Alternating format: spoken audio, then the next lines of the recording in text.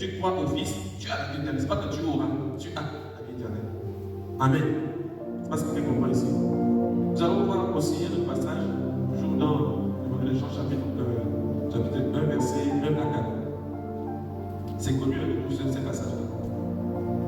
Au commencement était la parole, et la parole était avec Dieu, et la parole était Dieu. Elle était au commencement avec Dieu.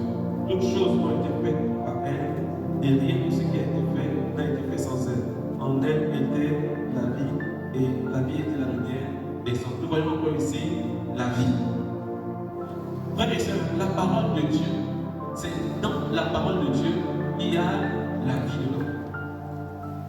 Parce que vous comprenez ici. C'est dans la parole de Dieu, il y a notre vie.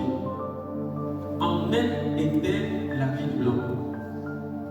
Frères et sœurs, c'est ce que Dieu a dit au travers de Jésus-Christ, qui nous apporte bonheur, prospérité et santé. Si quelqu'un s'éloigne de la parole de Dieu, si quelqu'un s'éloigne de Jésus, alors il ne peut pas avoir la vie. La vie est dans la parole. Et la parole, c'est Jésus. C'est-à-dire que la vie est en Christ. Amen, amen. Je reprends le thème, l'héritage de la vie éternelle. Qu'est-ce que ça fait? Ça produit le changement de statut. Mais comment, frères et sœurs, on dit que c'est lui qui croit à la vie. Ta croyance déclare aux yeux des êtres humains que Dieu est vrai, premièrement, et qu'il a envoyé quelqu'un pour ton salut.